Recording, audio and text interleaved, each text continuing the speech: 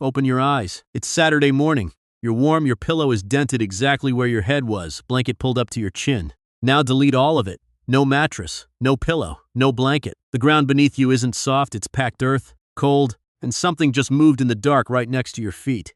Congratulations, you are now 50,000 years in the past, and whether you stay alive tonight depends almost entirely on where you lie down in the next few minutes. The air hits your back first. It's cold and damp and it smells like old smoke and wet earth. The ground is pressing into your shoulder blades. A small stone is digging right into your spine and you can feel every root under you. You are not in a bedroom, you are on the edge of a small camp. No ceiling, just a sky going bruised purple as the sun drops. No walls, no door to lock, just low grass, a few thin trees, and that packed dirt. Listen, this is not apartment silence, this is natural silence. Wind moving through dry grass, insects buzzing low, a bird calling far off. And underneath it, something else. Something listening back. You have no bed. And the night is coming fast. The first thing most people imagine about ancient humans is that they slept deep in caves. Cozy caves. Piles of furs, a big fire in the back, safe stone walls all around. Like a prehistoric bedroom. Actually, that's exactly where you would die. Caves were damp, they were cold, they held water, they grew mold, and most importantly, they were already owned. By hyenas, by cave lions, by bears. A deep cave is a dead end. One entrance in, no way out. If something bigger than you decides it wants that cave tonight, you have nowhere to run. Forget everything movies taught you about cavemen snoring in caves. We didn't live in caves. We visited them. We painted in them. But we slept out here, in the open. In temporary camps you could leave in seconds. Which means you don't get a cave. You have to build your safe spot from scratch on the ground with your hands. Let's go. You are food. That's the part we like to forget. In a modern bedroom, your mattress is about comfort. Out here, the ground is a menu and you are on it. So before beds, your ears were your mattress. You don't want soft. Soft is deadly. Soft means leaves that swallow footsteps. Soft means thick brush where a leopard can crawl without snapping a single twig. What you want is loud ground. You look for a slight rise, just a meter or two higher than everything else. Not a hill, just enough that water runs off and you can see and hear in every direction. You turn your back to the wind so your fire won't blow smoke in your face all night, and so you can smell what's behind you. And then you clear it. You get on your knees and scrape. Every dry leaf, every twig, every crunchy thing you sweep away from your sleeping spot. Then you take those same leaves and spread them in a wide circle around you. 10 feet out, like a burglar alarm made of forest litter. If anything walks through that ring, you will hear it. That's your bed. Not soft, loud, which raises a fascinating question. If soft was deadly, what did we actually sleep on? Because humans didn't just lie on bare dirt for 3,000 years. We invented something, and it wasn't what you think. The first bed wasn't soft, it was chemical warfare. In Border Cave in South Africa, archaeologists found it 77,000 years ago. Not a pile of fur, a construction project, layer after layer after layer. First, cold ash from the old fire, spread flat. It shreds lice, ticks, and fleas. They can't cross dry ash without drying out. On top of that ash, they laid down armfuls of grass, but not just any grass, aromatic grasses. Leaves from a plant called cryptocarya. It smells like camphor when you crush it, like Vicks VapoRub. Insects hate it. We know because those same plants are still used as natural insect repellent today.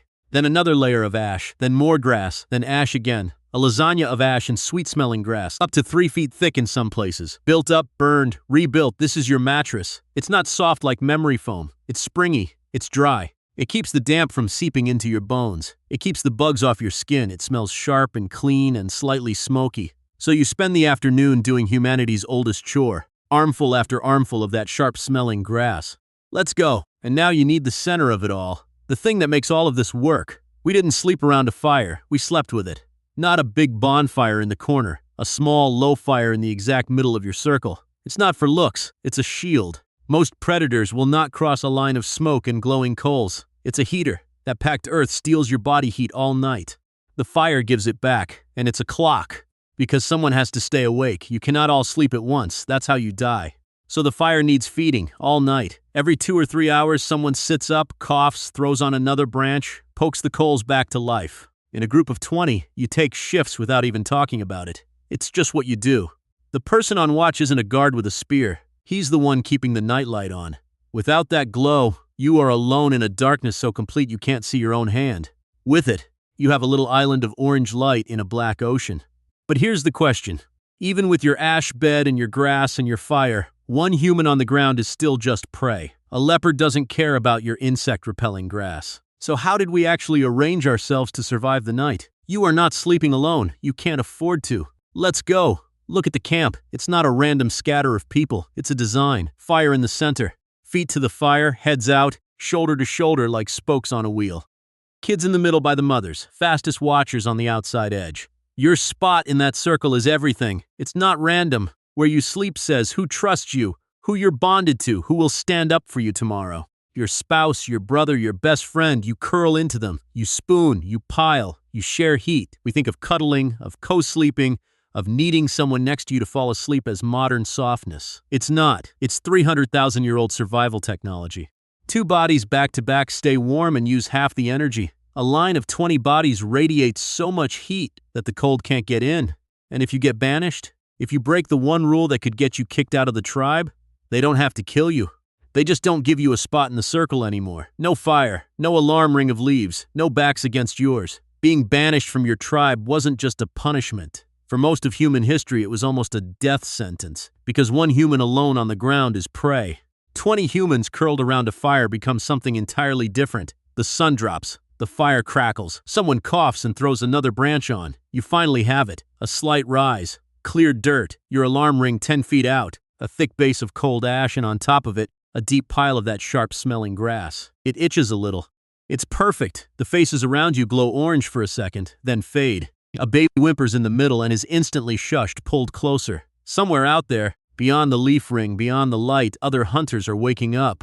Hyenas whoop in the distance. Something rustles. Tomorrow you will have to find food before they do. Tomorrow you'll have to find water and check your feet for ticks and do all of this again. But for tonight, you have done what humans did every night for 300,000 years. You engineered a safe spot on a deadly ground.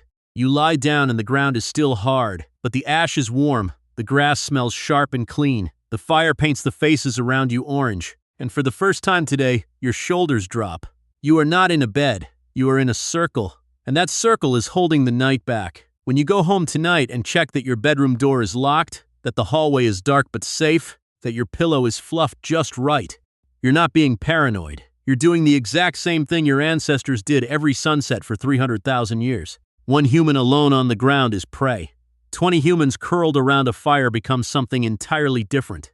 And that circle? You still sleep in it. It just became your bedroom walls.